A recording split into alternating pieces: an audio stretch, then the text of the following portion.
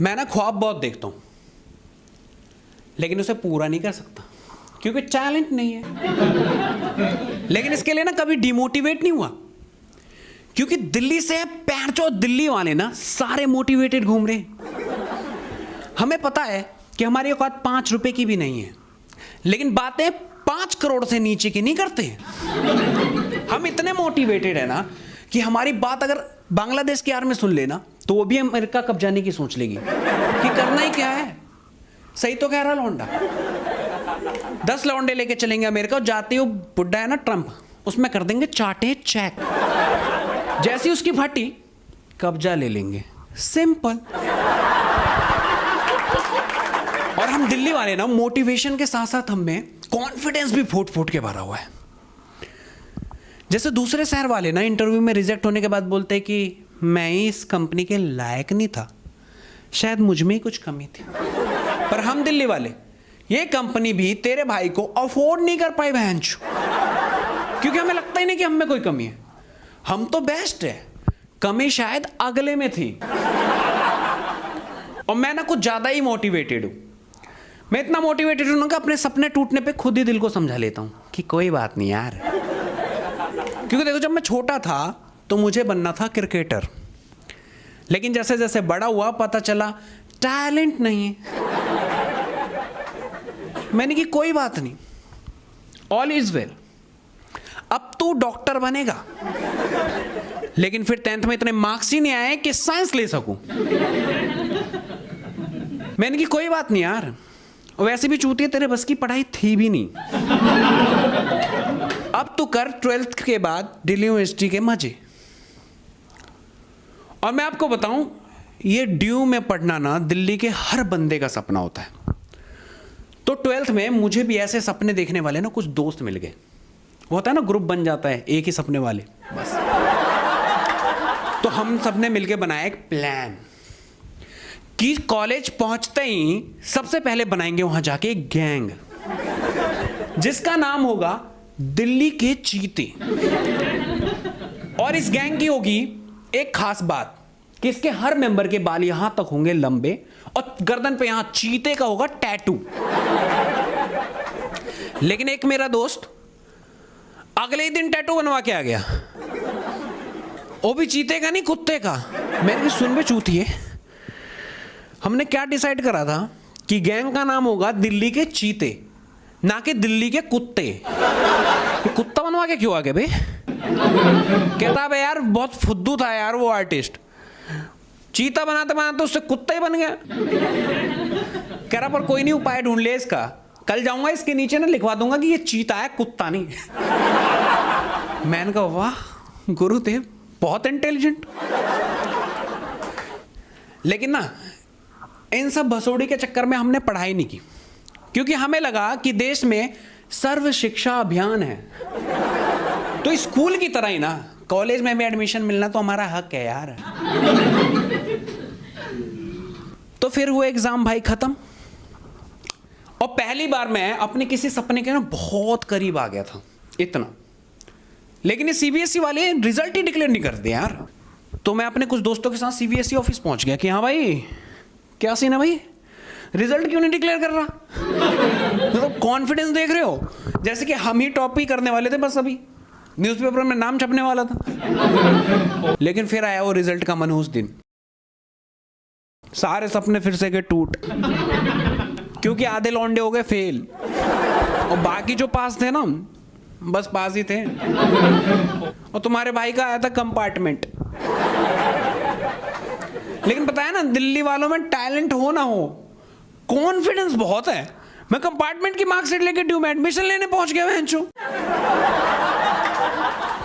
मेरे साथ एक मेरा दोस्त भी गया जिसके 50% मार्क्स आए थे, वो अलग ही बिहेव कर रहा है। उसको देख के तो ऐसा लगा उल्टा ड्यू पे एहसान कर रहा हो।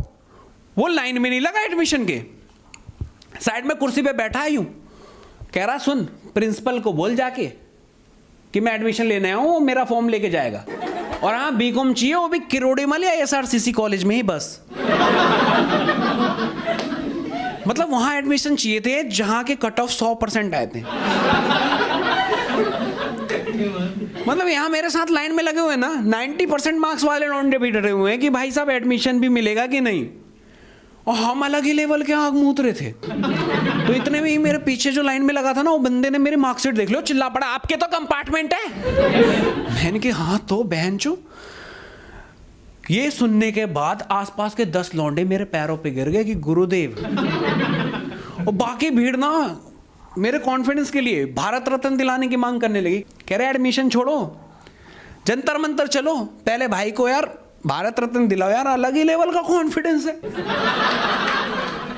क्योंकि यार ड्यू के आपने एडमिशन क्राइटेरिया देखा है, लास्ट कट ऑफ तक इन्हें 90+ मार्क्स वाले स्टूडेंट चाहिए।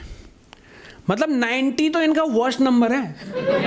इन्हें इंसान के बच्चे नहीं, भगवान के अवतार चाहिए कॉलेज में। क्योंकि एक अलग ही स्टैंडर्ड सेट कर रखा है ड्यू ने, और इस स्टैंडर्ड को दिल्ली वाले तो मीट नहीं कर पा रहे। इसलिए ड्यू में ना आपको मैक्सिमम बंदे दूसरे शहर वाले पढ़ते नजर आएंगे।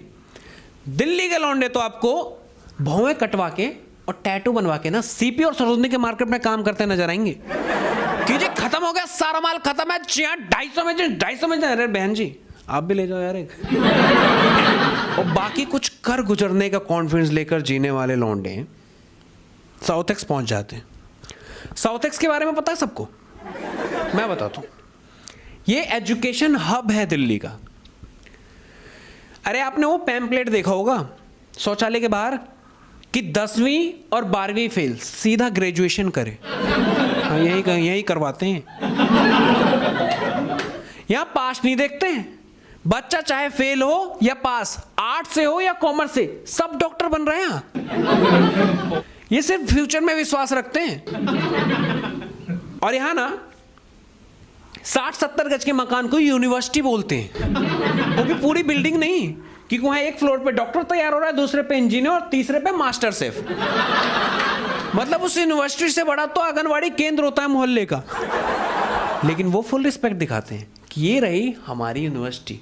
आप भी देख रहे हो कि कहां है अंशु, क्योंकि गार्ड के रूम बराबर तो पूरी बिल्डिंग है वो। तो कुछ कर गुजरने का कॉन्फिडेंस लेकर मैं अपने कुछ बहादुर दोस्तों के साथ साउथ एक्स पहुंच गया। बस से उतरते ही लोग चिल्ला रहे थे 5 लाख में डॉक्टर, 5 लाख में डॉक्टर। अरे 4 लगा दिया, सीट खत्म है, सीट। मैंने कि एजुकेशन बेच रहे हैं या कपड़े बेच रहे हैं? लेकिन देखो यार 12th तक ना सबका सेम ही होता है एजुकेशन। लेकिन उसके बाद आप क्या करते हो, उससे आपका पूरा फ्यूचर डिसाइड होता है। तो आप ये फैसले ना बहुत सोच समझ के लेते हो कि कौन सा कोर्स करना है और कौन से कॉलेज से करना है। लेकिन हमारा कोर्स और कॉलेज चुनने का कॉन्सेप्ट बिल्कुल अलग था। हमने ये डिसाइड किया था कि जिस बिल्डिंग से सबसे ज्यादा लड़कियां निकलेंगी हम वहीं एडमिशन ले लेंगे, चाहे वहां कुछ भी पढ़ाते हो। और ऐसा फैसला ना इंसान तब लेता है जब उसका ठरक उसके करियर से बहुत इंपॉर्टेंट हो। क्योंकि अनजान लड़कियों के हाथ में रख दिया था यार अपना भविष्य। फिर हमारी तलाश हुई पूरी। एक बिल्डिंग से बहुत सी लड़कियां निकलती नजर आई। अगले ही मिनट तो हमने अपने अपनी वाली भी डिसाइड कर ली थी। लेकिन ये हम लड़की नहीं, अपना भविष्य डिसाइड कर रहे थे। मतलब देख रहे हो आज के युवा ऐसे ले रहे हैं अपने जिंदगी के कठिन फैसले, फिर बाद में रोते नौकरी नहीं लग रही बेंच। तो अगले ही मिनट हमने जाके उस बिल्डिंग में एडमिशन ले लिया। हमने तो ये भी नहीं पूछा कि वहां पे क्या पढ़ाते हैं, हम इतने अंधे हो गए थे उन लड़कियों के चक्कर में। फीस दी और एडमिशन। लेकिन फिर कुछ दिन बाद ना पता चला कि वो लड़कियां स्टूडेंट नहीं, वॉलेंटियर थी, जिनको इंस्टीट्यूट वाले ना हर साल लेकर आते हैं एडमिशन के टाइम पे, हम जैसे ठरकियों को चूतिया बनाने के लिए। ये जानने के बाद मैं लाइफ में फर्स्ट टाइम डिमोटिवेट हुआ यार। मेरे समाज से विश्वास हट गया। मैंने इंस्टीट्यूट छोड़ दी। इसलिए नहीं कि लड़कियां नहीं थी, बल्कि इसलिए क्योंकि यार मैंने बीटेक में एडमिशन ले लिया था और मैं कॉमर्स स्टूडेंट था। और कॉमर्स से बीटेक करके क्या ही कर लेता। मेरे बाकी दोस्त बेचारे आर्ट स्टूडेंट थे और उनके पेरेंट्स ऊपर से स्ट्रिक्ट, तो उनके पास तो बीच में छोड़ने का भी ऑप्शन नहीं था। कहीं नौकरी नहीं लग रही बेचारों की, क्योंकि हर इंटरव्यू में ना एचआर एक ही सवाल पूछता है, बस मुझे ये बता दो आर्ट से बीटेक कर कैसे ली।